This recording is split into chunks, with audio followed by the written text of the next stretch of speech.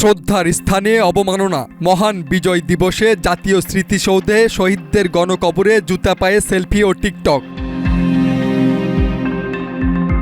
বিজয় দিবসের দিনে সাভার জাতীয় স্মৃতিসৌধে শ্রদ্ধা জানাতে আসা হাজারো মানুষের ভিড়ের মধ্যেই ধরা পড়েছে উদ্বেগজনক দৃশ্য।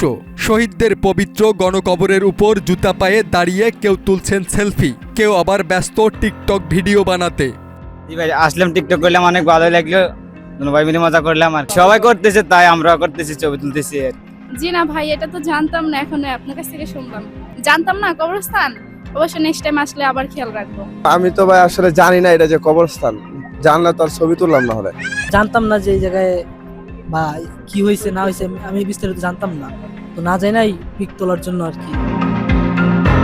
জুতা পায়ে হরহামাশায় গণকবরের উপর চলাফেরার বিষয়ে প্রশ্ন করলে অনেক দর্শনার্থী জানান বিষয়টি তাদের অজান্তেই হয়েছে। তবে উপস্থিত আইনশৃঙ্খলা বাহিনীর সদস্যরা বলছেন বারবার মাইকিং ও মৌখিকভাবে সতর্ক করা হলেও অনেক দর্শনার্থী নির্দেশনা মানছেন না। সচেতন অনেকে হচ্ছে না, অনেকে হচ্ছে। মাইকের কথা আমি তো সবসময় বলতে আছি সকাল থেকে। তো দেখা যাক, যারা বুঝে তারা তো বোঝে। শহীদদের সম্মান করা এটা সকল আপনার আমার দায়িত্ব, সকলের সবার, একার না।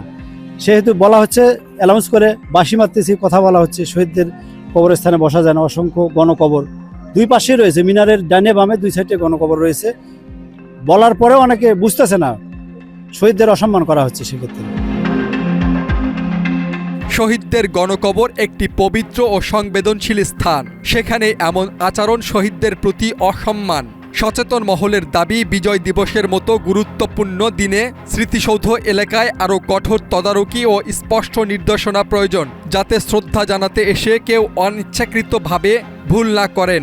সাইনবোর্ডও নাই, যে একটা সাইনবোর্ড থাকলে বা ওই জায়গায় যদি লেখা থাকে তাহলে হয়তো আমার মনে হয় না মানুষ এখানে উঠবে। আমি নিচে উঠে পড়ছিলাম, পরে যখন আমার বললো এটা কবর, তখন আমি নিচে দ্রুত নেমে পড়ি। কিন্তু আমি রিয়েলাইজ করি যে এখানে চারি সাইডে বাউন্ডারি হিসেবে 1 ফিট অথবা 1.5 ফিট উচ্চতার যদি রেলিং দেওয়া হয় তাহলে মানুষজন কিন্তু এটা উঠবে না। আসলে যারা উঠছে আমি তাদের দোষ দেবো না, আমার মনে হয় কর্তৃপক্ষের উচিত যথাযথভাবে এটা ব্যবস্থা নেওয়া। এখানে দেখছি শহীদ কবরের উপরে অনেক মানুষ, বাচ্চারা, অনেক মেয়েরা দাঁড়ায় ছবি তুলছে। অনেকে জানতেছে না যে আসলে এটা কবরস্থান, তারা অনেকে জানতেছে না, না জেনে না বুঝে বাচ্চাদেরকে উঠায় দিচ্ছে এবং দেখা যায় প্রাপ্তবয়স্ক যারা আছে তারা উঠতেছে।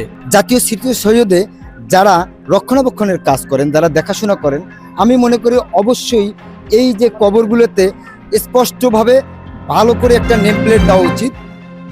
শহীদদের গণকবর জাতির গর্ব ও আত্মত্যাগের প্রতীক, সেখানে এমন আচরণ শুধু অসচেতনতা নয়, অনেকে এটিকে শহীদদের প্রতি চরম অসম্মান হিসাবে দেখছেন।